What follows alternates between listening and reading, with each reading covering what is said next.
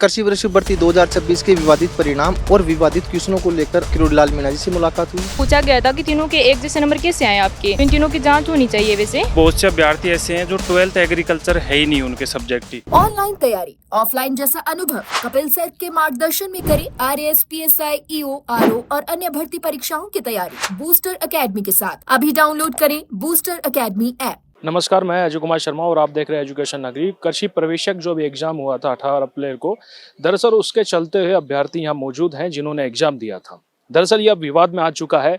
अभ्यर्थियों का ये कहना है कि जो पेपर है वो कहीं ना कहीं हो सकता है कि दाएं बाएं हुआ हो। कई सवाल है, कई लिस्ट जो जारी हुई, कट ऑफ निकली, उसमें नाम में भी कैपिटल स्मॉल को लेकर भी कई विवादित है। तो इन सभी को लेकर इन्होंने एक प्रदर्शन, बहुत बड़ा प्रदर्शन पहले भी किया था। आज कर्मचारी चयन बोर्ड पहुंचे हैं। फिलहाल अभी कोर्ट का भी रुख कर चुके हैं।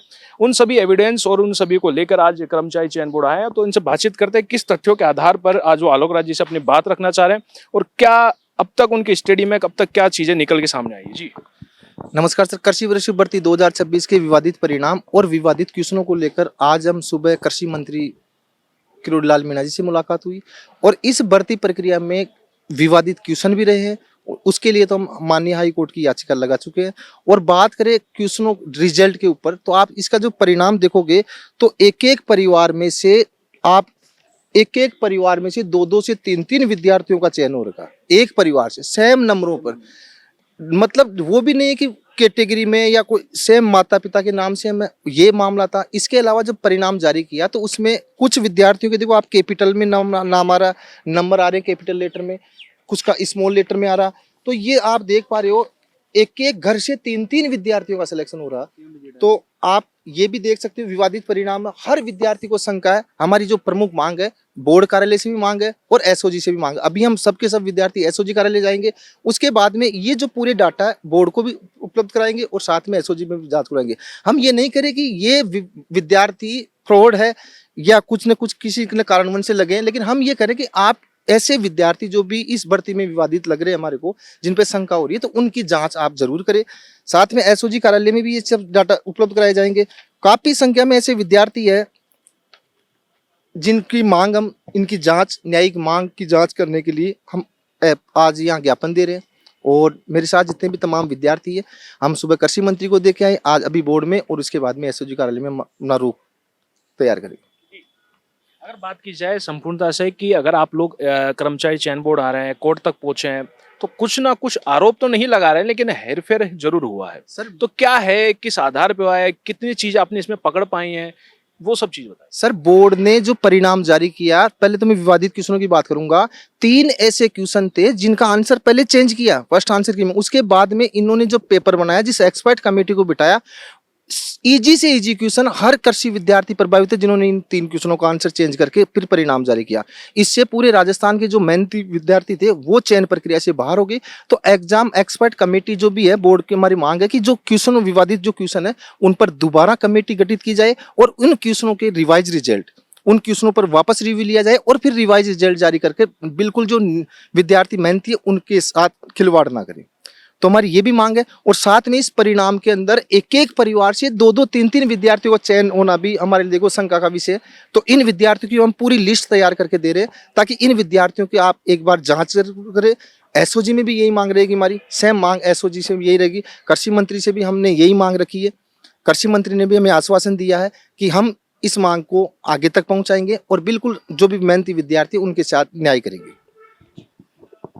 कई एविडेंस आप मुझे ऑफ कैमरा बता रहे थे, और उन एविडेंस के बारे में बताइए कि किस तथ्य पे आधार पे आपने वो सभी एविडेंस कलेक्ट किए हैं और क्या क्या है, क्या अब तक कितना जो इसमें हेरफेर किया गया है।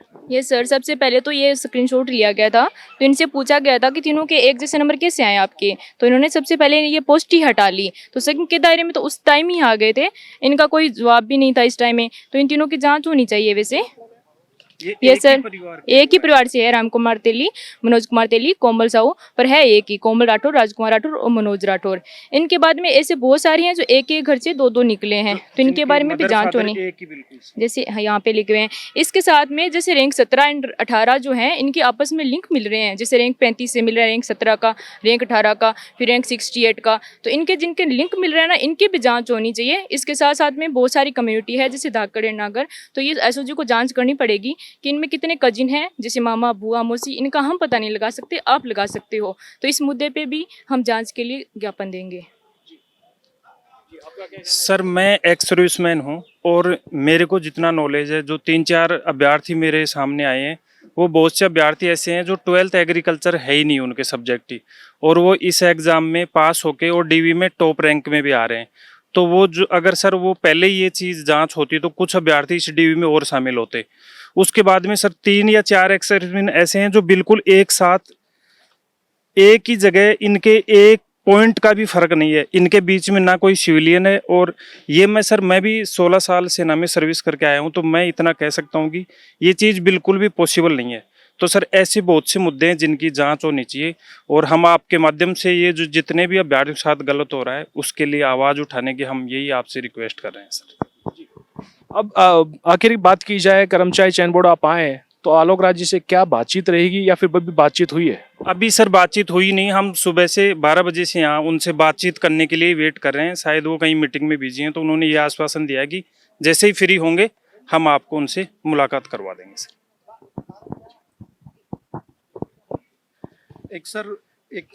एक चीज़ ये है कि पीडीएफ जो मेरिट लिस्ट जारी हुई थी, उसमें पीडीएफ में कई स्टूडेंट ऐसे हैं जिनके नाम या फिर उनके गार्जियंस के नाम स्मॉल लेटर में है।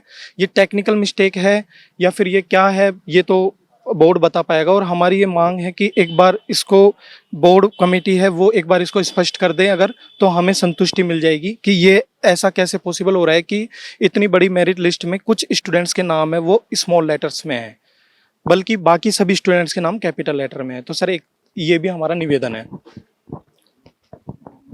तो देखा आपने एक कृषि पर्यवेक्षक जो 18 अप्रैल को एग्जाम हुई थी 1100 पद को लेकर, उन सभी जो एग्जाम में दाएं बाएं कुछ हुआ, उन सभी तथ्य के आधार पर ये कोर्ट का भी रुख कर चुके हैं। सवाल जो बदले गए उनका रुख कर, उनके लेके कोर्ट का रुख कर चुके हैं।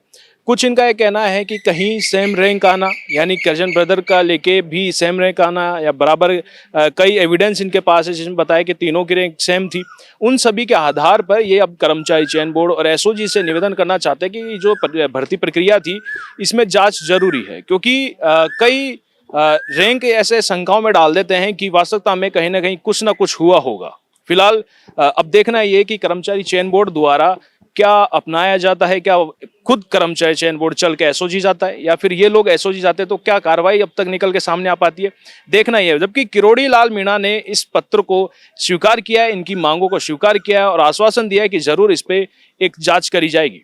फिलहाल बने रहिए एजुकेशन नगरी न्यूज पे। नमस्कार।